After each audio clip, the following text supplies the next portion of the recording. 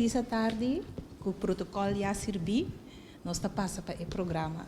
Agora dia mais especial para nós nominado na Cruz de Mérito. Dia aqui, nós ministro também pedir cada se não aceitar no nome do povo de Corsol e condecoração de mais alto de nosso país. E aqui a comissão a receber 46 apresentações.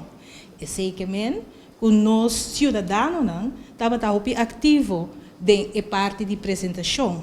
E nós que agradecemos imensamente no nome da Comissão Cruz de Mérito Corsol para a apresentação assim. Dentro do estado de avaliação, nós sabemos o resultado nos top 5. E a comissão tem a representação da bomba, me visa a representação, já assinei comunidade completa, com nota grupo selecto, pero a perspectiva de enter comunidade, cada apresentação e juzga aqui.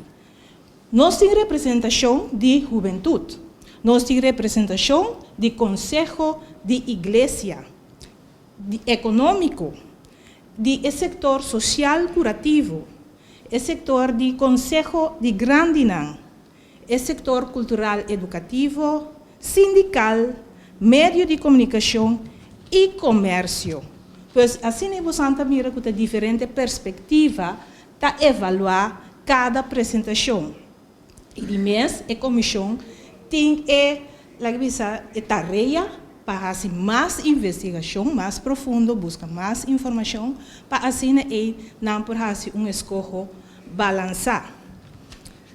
Com essa aqui, me passa a palavra a professora Beck para Corinne, para assim do nosso ministro a palavra, para assim nós bansa awe, Corsol, também Rainha Sá, quem está os 5 candidatos para receber o prêmio mais alto e condecoração mais alto de nosso país.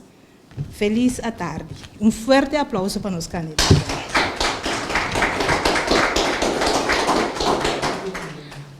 Vai com o mapa.